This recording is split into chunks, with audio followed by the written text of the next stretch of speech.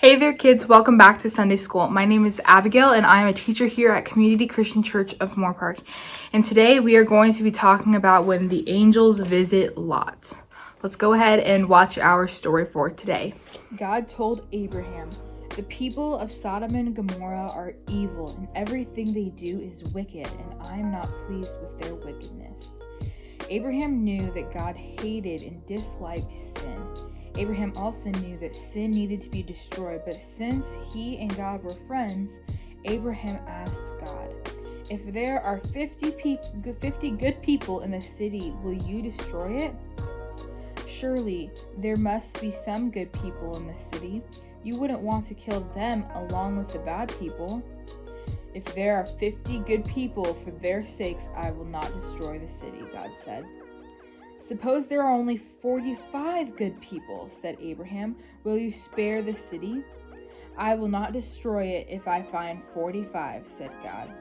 Abraham was almost afraid to ask, thinking God would become angry. With a trembling voice, he asked, "What about 40? What about 30? Will you spare the city if there are only 20 good people?"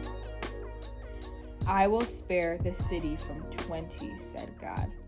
Abraham said, "Don't be upset with me, God. I'm only going to ask you once more. What if there are only 10 good people?" "I won't destroy the city if there are 10 good people," God said. "Oh Lord," prayed Abraham, "my nephew Lot and his family lives in that city. Spare it for their sakes."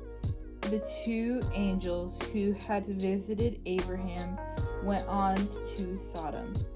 Lot was sitting at the city gate, and he saw the two men in the distance walking toward the city. When the men arrived, Lot got up to meet them.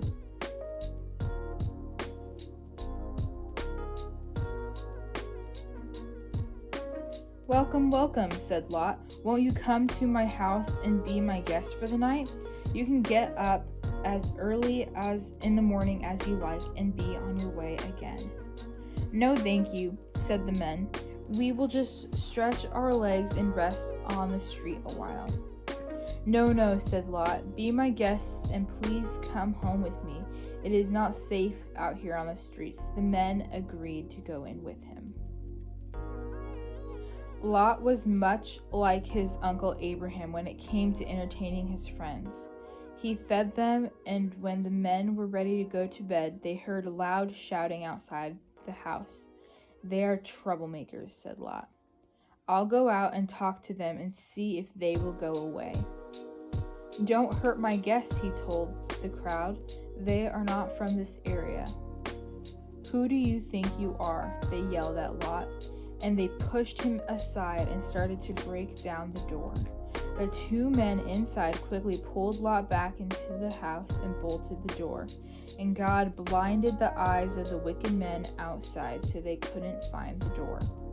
The two men who were angels from God said to Lot, "Get out of this place at once. God has sent us to destroy this terrible wicked city. Go and don't look back." Lot didn't know whether to believe the men or not. After all, this was his house.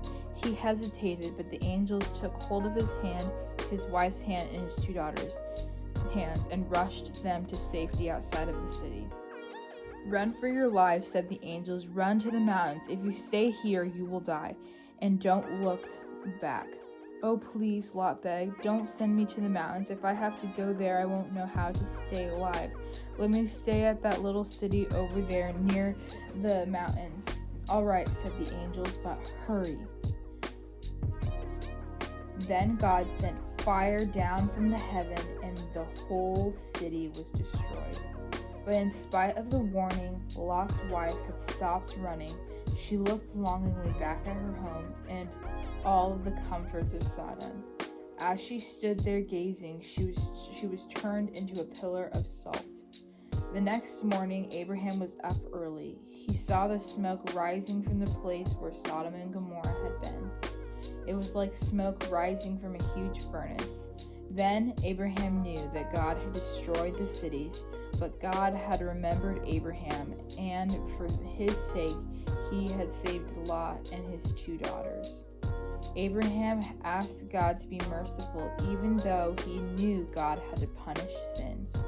We should thank God for his mercy to us.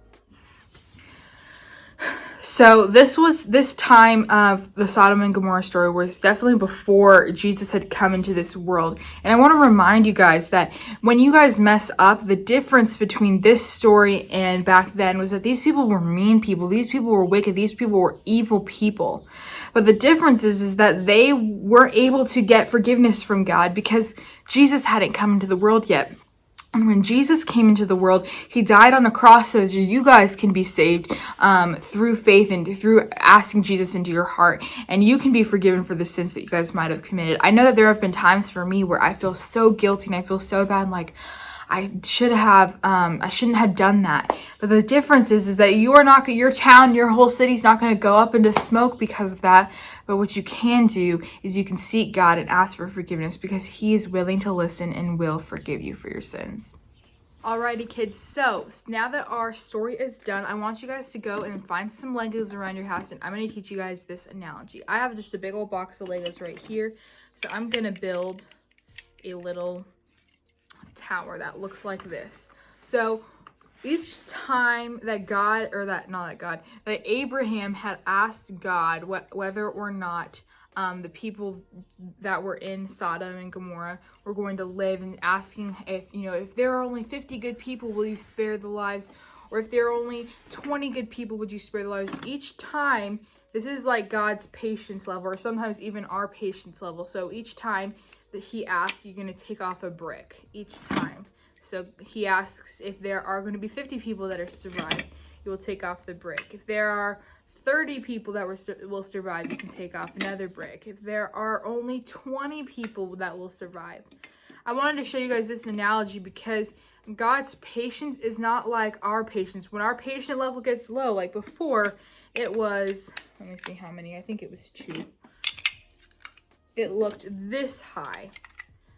But then when you start taking them off, you get down to here, and this is like our patience level. But for God, he has so much patience on us as his people, and he has mercy on us. So his patience with Sodom and Gomorrah got so stretched thin, it was at like 1 block.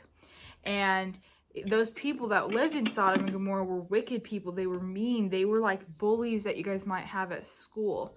And he ended up destroying the whole entire city because he did not like how they were treating other people because they were mean. But God also loved Lot and loved his family because they were good people and they were nice and things like that. And so he spared their lives, and also had a lot of patience with Abraham and all of his questions, which is a good reminder to us that, there are things that we might ask God over and over and over and over again, and he is still patient to listen to us and to hear us because he cares for us. I also want to give you guys another little analogy. So I don't know if you guys are ever going on road trips, which with the coronavirus, you guys might not be. But when we were able to go on road trips, there are times where I remember as a little kid, and you guys probably have done the exact same thing, is where you'd ask your parent, when are we almost there? Are we almost there? Oh, are we almost there? And I remember when I was younger, I almost probably have said that probably almost 20 times in a car ride when we were only driving like 2 hours away from our house.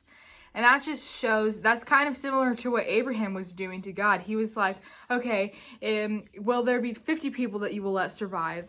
Okay, will there be 30 people that you will let survive? Will there be 20 people? Will there be 10 people? And that's kind of similar to our situation when we're going on a road trip. The only difference is that God has a lot more patience with us as his children. Maybe a little bit, well, definitely a lot more than your parents might have. And so that's just an analogy to remember that God is patient and he hears our cries. He hears what we have to ask him, and we can pray to him at any point in time to seek forgiveness, to ask God for healing. Maybe there's a member in your family that is sick, and you can pray as many times as you want to God and ask him for healing. And I also really want to point out another thing that we need to remember about God. Just like in this story, Abraham viewed God as like his friend, and so can we. We can view God as our friend and to go to him and ask him for things. That doesn't always mean that he will always give them to us, but we can definitely come and ask God for things. All right, kids. So the first thing you guys are going to do is you guys are going to pull out this page as well as, get this little thing off, as well as this page right here. And the first thing that you guys are going to do is you guys are going to cut around the circle. And when you cut out this piece, you want to make sure that you go around the little bump there at the bottom. So I'm going to go ahead and cut out both of those pieces.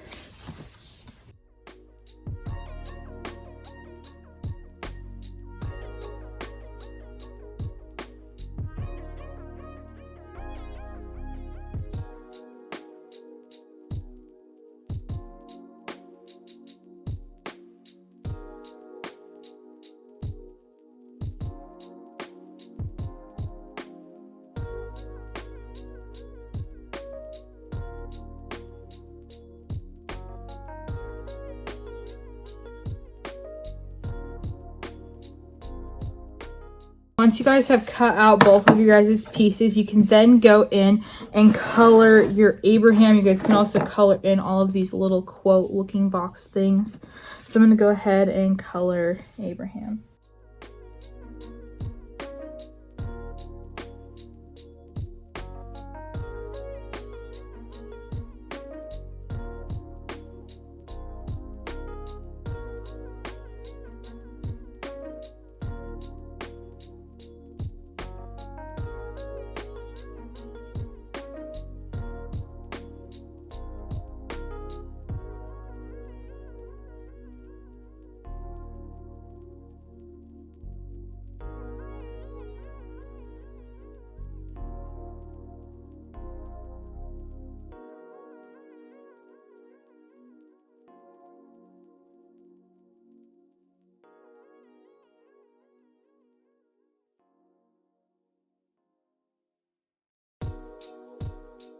After you have done that, what you guys are going to do is you guys are going to align up your paper like this and make sure that you have the little quote box in there.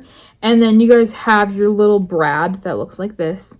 And you guys are going to poke it through the hole. I don't know if you guys can see that hole right there, but there is a hole that I'm going to poke it through.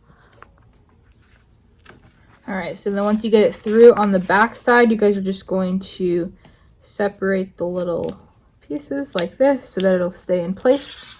And then this down here at the bottom allows you to be able to turn your little quotes.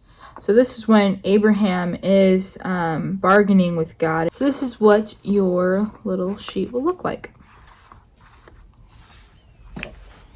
I hope that you guys all have a great week, and I will see you guys next time. Bye, kids.